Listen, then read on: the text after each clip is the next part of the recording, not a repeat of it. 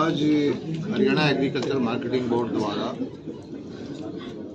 ये एक session brainstorming का काम किया गया, कॉन्फ्रेंस की गई जिसमें 6 प्रदेशों से मार्केटिंग बोर्ड के अधिकारी, चेयरमैन इसमें आए और लक्ष्य सभी का ये है कि किसान की आमदनी कैसे बढ़ाई जाए।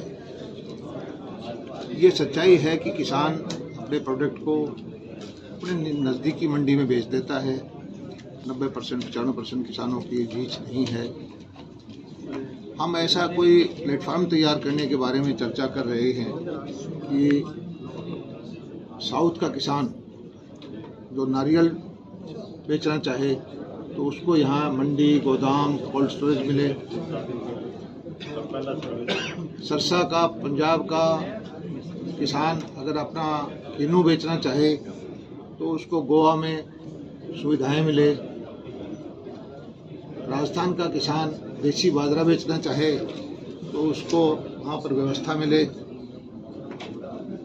मध्य प्रदेश का किसान सरबती गेहूं बेचना चाहे तो उसको यहाँ मंडी में अलग से व्यवस्था मिले। अभी जो इस तरह के कारोबार होते हैं, व्यापारी करते हैं, लेकिन उसका लाभ किसान को मिलने के बजाय व्यापारी लेता है।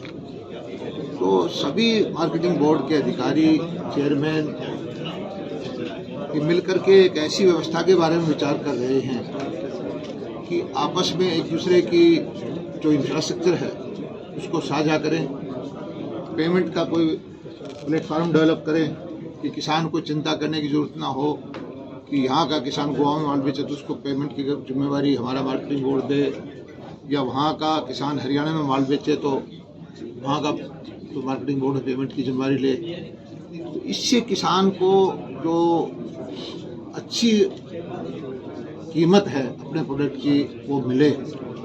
और आजकल सारी दुनिया एक ग्लोबल विलेज हो गया है।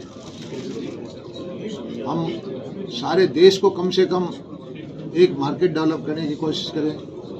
और मैंने सबसे प्रार्थना की है मार्केटिंग बोर्ड के जो भी चेयरमैन अधिकारी आए हैं कि हमारा सौभाग्य है कि हम दिल्ली जो 4-5 करोड़ के NCR की आबादी है, जिसकी परचेजिंग पावर ज़्यादा है, जिसको सब तरह के प्रोडक्ट की डिमांड चाहिए, तो हमारे मार्केटिंग बोर्ड की व्यवस्थाएं सबसे अच्छी हैं। इसका लाभ उठाएं और अपने किसान को आमदनी बढ़ाने के लिए हमारे साथ हाथ मिलाएं और हमारी जो इंफ्रास्ट्रक्चर है उसका फ़ायदा उठाएं। ऐसी व्यवस्था मिलजुल करके अभी खड़ी करें ताकि एक दूसरे की जो इंफ्रास्ट्रक्चर है उसका फ़ायदा मिल करके उपयोग करके किसान की आमदनी बढ़ाएं। ये आज का हमारा लक्ष्य है। और मैं हमारे चेयरमैन आदित्य देवीलाल चौटाला जी को धन्यवाद देता हूं कि उन्होंने ये सारी मार्केटिंग बोर्ड के अधिकारियों को और शाम के अधिकारियों को इकट्ठा किया। और इस आइडियाज़ को अगर हम सिरे पर चढ़ा देते हैं तो निश्चित तौर पर इसका किसानों को लाभ होगा। आपके और आदित्य जी की देखरेख में जो देश की एक सबसे बड़ी सेब मंडी कालका में यानी पंचकुला जिले में ही बन रही है, जिसमें अब शुरू भी होगी आवक।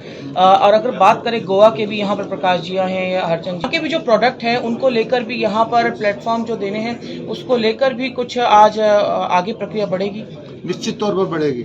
हम तो खासकर विशेष तौर पर जो हमारा फ्रेश किन्नू का जूस है जी, उसकी बड़ी भारी मांग है, लेकिन उसकी जिंदगी लाइफ थोड़ी है।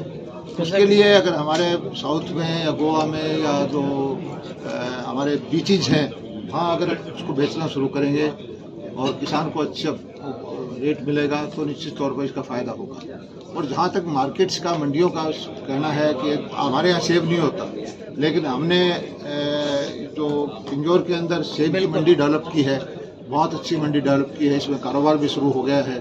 और हरियाणा के अंदर हम दुनिया की सबसे बड़ी मंडी के मुकाबले की एक मंडी कन्नौर में डेवलप कर रहे हैं जो 10-12 हज़ार करोड़ रुपए की लागत उसमें लगेगी। हम इन सब मार्केटिंग बोर्ड के लोगों से कहते हैं कि आओ हमारे साथ शेयर करिए, आपको जो चीज़ बेचना है हमारी मंडी में जगह लीजिए और हमारी जो सुविधाएं हैं उनका फ़ायदा उठाइए। और इस मंडी से हम समझते हैं कि 30-40 हज़ार करोड़ का हमारा टारगेट है कि कारोबार होगा, हज़ारों लोगों को रोज़गार मिलेगा, किसान को अपनी उपज का फ़ायदा ज़्यादा मिलेगा। और जो प्रोडक्ट की पैकेजिंग, सॉर्टिंग, ग्रेडिंग जो अंतर्राष्ट्रीय स्तर की होगी, वो जो माल है हम करके विदेशों तक यहाँ से निर्यात भी करेंगे। और उससे अलग भी हम जापान की सहायता से जीका का लोन लेकर के बैकवर्ड इंटीग्रेशन करके ब्लॉक स्तर पर हम pack houses, grading sorting houses, cold storage की चेन तैयार करेंगे, एफपीओज को देंगे, जिससे हमारा जो उत्पाद है विश्व स्तरीय होकर के पैकिंग होकर के विदेशों तक जाए और सीधा किसान को उसका फायदा मिले।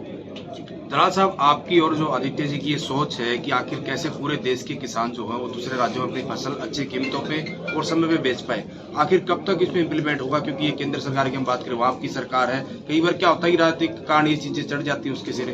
देखिए, कोई आइडिया नया आता है, कहीं से शुरुआत करनी होती है और हरियाणा सरकार हर रोज नए नए नवाचार कर रही है और हमारी कोशिश ये है कि जो बेस्ट से बेस्ट इंफ्रास्ट्रक्चर हम हरियाणा के किसानों को दें और फसलें भी हम सबसे ज़्यादा खरीदते हैं। भावांतर की भरपाई की योजना भी हमारी है और फसल बीमा योजना का पैसा हम देते हैं। फसल बीमा के साथ साथ बागवानी बीमा योजना हम लेके आए हैं और जो सब्जियों के भाव गिर जाते हैं, किसान की कभी 2 रुपये 4 रुपये प्याज बिकता है, कभी 2 रुपये 4 रुपये टमाटर बिकता है। अगर सारा देश में जिस वक्त 4 रुपये बिकता है उस वक्त देश में 40 रुपये भी बिकता होता है।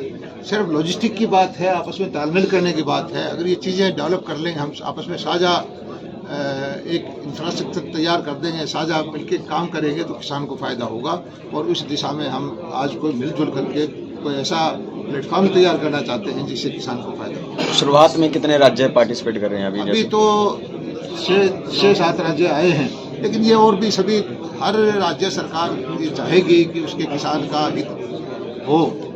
हमसे जुड़े रहने के लिए हमारे YouTube चैनल को सब्सक्राइब करें और नई वीडियो की नोटिफिकेशन के लिए बेल आइकॉन को दबाएं।